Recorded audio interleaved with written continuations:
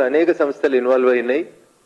Power finance corporation limited సంస్థ, నాబార్డు, బ్యాంకుల consortium which is headed by Vijaya bank, ఇట్లా రకరకాలైనటువంటి బ్యాంకులు, సంస్థలు, సర్వే ఏజెన్సీలు అయినటువంటి వాప్కోస్, మోటార్లు సప్లై చేసినటువంటి బిహెచ్ఎల్ లాంటి ప్రభుత్వ రంగ సంస్థలు చాలా ఇన్వాల్వ్ అయి ఉన్నాయి.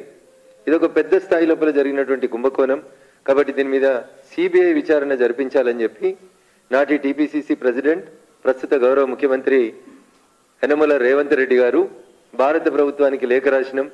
అమిత్ షా గారు చర్య తీసుకుంటలేరు, మోడీ గారు చర్య తీసుకుంటలేరు. కాబట్టి బీజేపీ బీఆర్ఎస్ ఒకటి అని చెప్పి ఎన్నికలప్పుడు బాగా ప్రచారం చేసి ఒక పర్సెప్షన్ డెవలప్ చేసి అధికారంలోకి వచ్చిర్రు మిత్రులు రేవంత్ రెడ్డి గారు.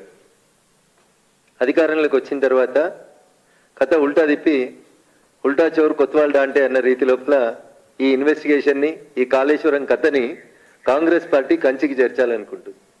అందుకనే ఈరోజు భారతీయ జనతా పార్టీ కార్యదర్శిగా, దుబ్బాక మాజీ శాసనసభ్యునిగా కొన్ని ప్రశ్నలు కాంగ్రెస్ పార్టీ మిత్రులకి రాష్ట్ర ప్రభుత్వం ముందు ఉంచాలనుకుంటున్నాం. మేడిగడ్డలో పిల్లర్ గుంగింది, పేపర్లన్నీ రాసినాయి. తెల్లారే సెంట్రల్ ఏజెన్సీస్ వచ్చి ఇన్వెస్టిగేషన్ చేసినాయి. 3 రోజుల తర్వాత రేవంత్ రెడ్డి గారితో పాటు కాంగ్రెస్ పార్టీ భవిష్యత్ నాయకుడు అని చెప్పుకుంటున్నటువంటి రాహుల్ గాంధీ గారు మేడిగడ్డను సందర్శించారు. మేడిగడ్డను సందర్శించిన రోజు రాహుల్ గాంధీ గారు రేవంత్ రెడ్డి గారిని పక్కన పెట్టుకొని ఆ మేడిగడ్డ అనేటువంటి రిజర్వాయర్ మీద నిలబడి వారు మాట్లాడిన మాట, కేసీఆర్ అంటే కాళేశ్వరం కరప్షన్ రావు అని చెప్పి మాట్లాడినారు.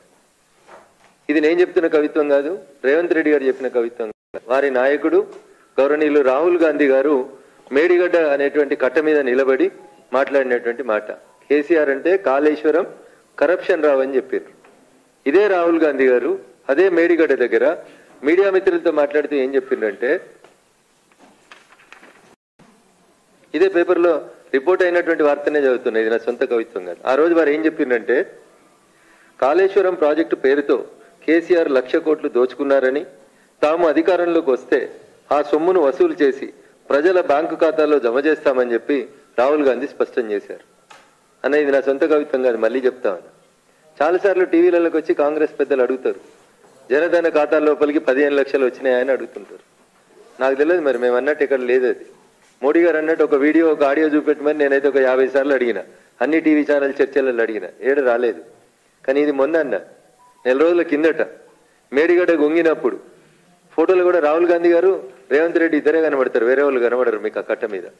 ఇది రాహుల్ గాంధీ గారు, ఇది రేవంత్ రెడ్డి గారు. రేవంత్ రెడ్డి గారు స్వయాన చూపిస్తున్నారు, రాహుల్ గాంధీ గారు స్టేట్మెంట్ చెప్పినారు. ఏమని?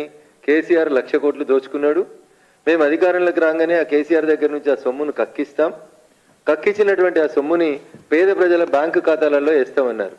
ఇది ఆన్ రికార్డులో పత్రికలలో రిపోర్ట్ అయినటువంటి అంశం. ఇంకొక దినపత్రిక రిపోర్ట్ చేసింది, కాళేశ్వరం కరప్షన్ రావు బాయ్ బాయ్ అని చెప్పిండ్రు. 4 ఏళ్లకే ఎట్లా కుంగింది, సర్కారుపై రాహుల్ ఫైర్, మేడిగడ్డ పరిశీలన, కాళేశ్వరం పేరు చెప్పి కేసీఆర్ దోచుకున్నారు, నాసిరకం పనుల వల్లనే పిల్లర్లు కుంగాయి. ఇది రాహుల్ గాంధీ గారు మాట్లాడినటువంటి మాట, ఇంకొక పత్రిక లోపల రిపోర్ట్ అయినటువంటి అంశం. నేను ఇవన్నీ మీకు ఎందుకు గుర్తు చేస్తున్నా అంటే, అవును చెప్పిండ్రు, చేస్తారు కదా అని వీళ్ళు మాట్లాడడానికి అవకాశం ఉంటుంది. ఇప్పుడు అధికారంలోకి వచ్చింది కాంగ్రెస్ పార్టీ. ఇలా ప్రజలు ఏం కోరుకుంటున్నారు? కాళేశ్వరం ప్రాజెక్టు మీద విచారణ జరగాలి, తిన్నటువంటి పైసల్ని కక్కియాలి, పేద ప్రజలకి భారంగా మారినటువంటి కాళేశ్వరం ప్రాజెక్టు విషయం లోపల సిబిఐ విచారణ జరగాలని తెలంగాణ సమాజం అంతా కోరుకుంటుంది. సిబిఐ విచారణ జరపడానికి 3 మార్గాలు కనబడతాయి. జనరల్గా ప్రజల ముందు ఉన్నటువంటి మార్గాలు 3. 1, కోర్టును ఆశ్రయించి సిబిఐ విచారణ అడగడం. 2, ఏ రాష్ట్రంలో అయితే అవినీతి జరిగింది లేదా ఒక నేరం జరిగింది అనేటువంటి ఆరోపణ ఉందో ఆ రాష్ట్ర ముఖ్యమంత్రి స్వయాన ఉత్తరం రాసి భారత ప్రభుత్వానికి దీని మీద సిబిఐ విచారణ జరిపించమని అడగడం, లేదా సుప్రీంకోర్టు ఇన్వాల్వ్ అయి సుప్రీంకోర్టు ఉత్తర్వులు ఇచ్చి సిబిఐ విచారణకు ఆదేశించడం. ఇవి ఈ దేశంలో ఉన్నటువంటి సిబిఐ విచారణకు ఆదేశించినటువంటి సందర్భాలు.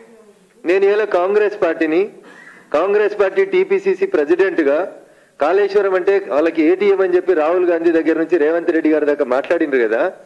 నేను ఇలా ఒకటే సూటి మాట్లాడుతున్నా రేవంత్ రెడ్డి గారిని, చాలా విషయాల లోపల మీరు సమాచార హక్కు చట్టం కింద సమాచారం తెచ్చుకుంటారు, మీ దగ్గర చాలా ఫైళ్ళు ఉంటాయి, చాలా ఇన్ఫర్మేషన్ ఉంటుంది అని చెప్తారు కదా.